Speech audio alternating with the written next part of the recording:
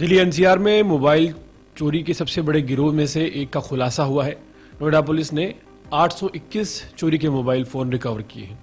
इनकी अनुमानित कीमत 6 से 8 करोड़ रुपए बताई जा रही है। इस मामले में गोविंद महातो, रोहित सैनी, श्याम रॉय, भारतीय महातो, शेखर, प्रदीप और 2 नाबालिग सहित कुल 8 आरोपियों को गिरफ्तार किया गया है।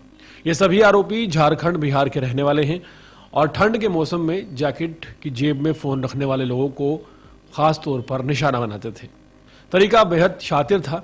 भीड़भाड़ वाली जगह, चाहे मेट्रो हो, डीटीसी बस हो, ऑटो, सार्वजनिक परिवहन या कोई बाजार, जरा सी धक्का मुक्की और फोन गायब। इसके बाद चोरी के फोन इकट्ठा कर ले जाकर बेच दिए जाते थे। इतनी बड़ी संख्या में मोबाइलों की जो बरामदगी है, एक तरफ पुलिस की जो टीम है उसकी मेहनत और सतर्कता की सराहना करने को मजबूर करती है, तो दूसरी तरफ सिस्टम पर गंभीर सवाल भी खड़े करती है।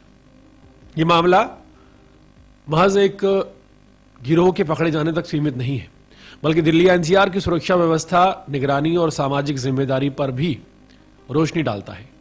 और इस मामले में नाबालिगों की संलिप्तता बताती है कि ये जो अपराध है इसका नेटवर्क कितनी गहराई तक फैला है और किस तरह कम उम्र के बच्चों को भी इसमें धकेला जा रहा है।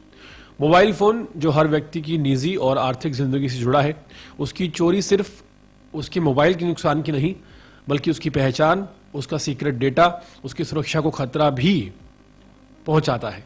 अब सवाल उठता है, और ये सवाल बेहद जरूरी है, जो कि हमेशा दरकिनार कर दिए जाते हैं।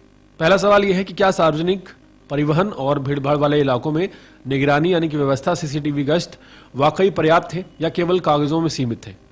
दूसरा बड़ा सवाल यह है कि जो चोरी के फोन खपाने का नेटवर्क है, इतने राज्यों तक कैसे फैला है? क्या इंटर स्टेट कोऑर्डिनेशन में कमी रह रही है?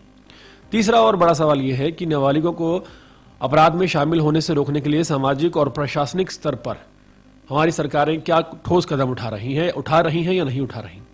चौथा सवाल यह है कि चोरी के बाद फोनों की जो रीसेलिंग होती है इतनी आसान कैसे हो जाती है?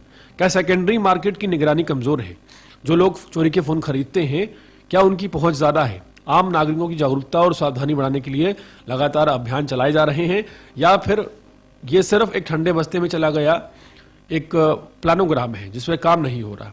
एक बात बिल्कुल साफ है कि मोबाइल चुराने वाले, उन्हें बेचने वाले और धक्का मुक्की करने वाले हमारे राज्यों में बेखौफ घूम रहे हैं, या फिर सिस्टम की एक नहीं कई कमजोरियां उनके हाथ लग चुकी हैं। ये मामला सच में चिंता का विषय है। हालांकि पुलिस की सराहना जरूरी है, लेकिन उससे भी ज्यादा जरूरी है इन सवालों के ठोस जवाब और स्थायी समाधान, ताकि आने वाले वक्त पर कोई और ऐसी खबर न सामने आए जिसमें मोबाइलों का ढेर पड़ा हो सामने और हम फिर आपको बता रहे हूं कि एक सबसे बड़ा गिरोह मोबाइल चोरी का पकड़ा गया है।